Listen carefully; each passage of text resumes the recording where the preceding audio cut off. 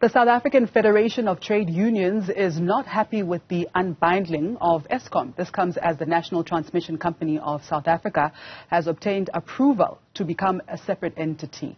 Now, Saftu has repeatedly criticized the unbundling of Eskom, citing that it would adversely affect consumers with higher electricity tariffs. Joining us now is Trevor Shaku, Saftu spokesperson. Trevor, welcome and thank you for your time. Good afternoon, Ms. Chavan. Thanks for having us. Why does your organization believe that current reforms will lead to privatization of the country's energy?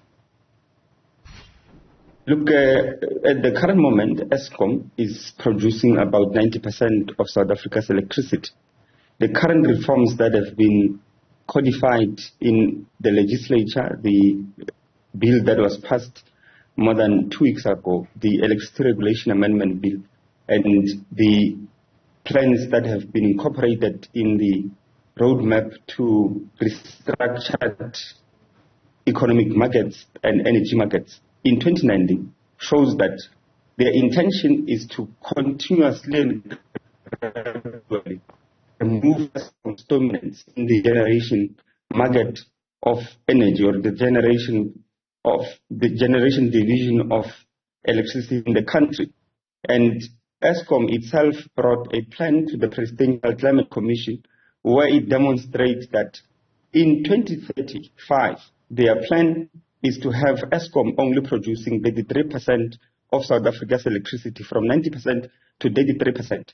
That is because the envisioned reforms wants to introduce, or bring rather, the independent power producers into the energy generation model, where there will be a proliferation of various players who are producing electricity and will sell this to the national transmission company, which has been established last year in this country.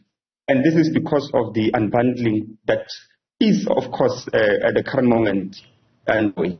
Now, Eskom has been struggling with decades worth of mismanagement and financial strain. Is a greater private sector role not needed to secure energy provision for growing electricity demand? We don't think the private sector is actually needed here. Let's first look at the history of Eskom itself. Eskom was properly performing and even winning international awards. The problem started with the first plans to reform the energy markets and bring the private players. And they were confronted with two things. The first one was to ensure that there is an incentivization of the private players, because private players are geared by only one thing, or are driven by one thing, and that is to make profit. So if you take, for instance, the unit cost of electricity in 2000 or 1998, when they envisioned first the reform of the energy sector, you would realize that the unit cost of electricity was not profitable.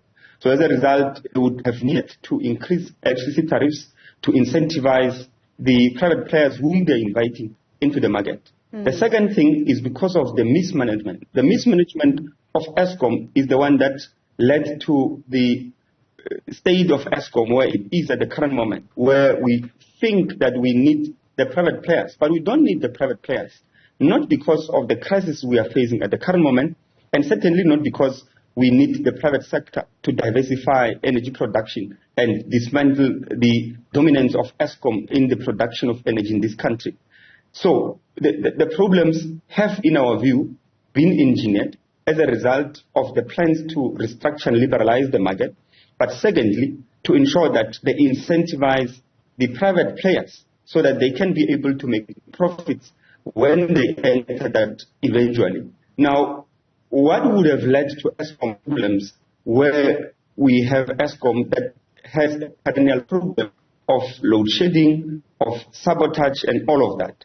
It is, in our view, a problem of management, and not necessarily because we need the private players to play a particular role there. If we are able to fix the management and governance problems there, are able to apprehend the corrupt comprador who are currently milking Eskom through entrepreneurship, outsourcing and projects at Eskom, we would be able to bring Eskom on a correct footing and restore its financials to a healthy state and be able to provide uninterrupted electricity to our people. Just with the current coal fleet, by the way, because we think as Saftu that the only, or at least in the intermediate period, the way to fix the energy crisis is to fix the coal fleet that Eskom has at the current moment. And by ensuring that there's proper maintenance and fixing that coal fleet, we will be able to restore a lot of units that constantly are out of use because of the lack of maintenance. And that will be the only thing in our view at the current moment that can solve the problem. And therefore, in our view, that does not show any need for the private sector to come and play a role.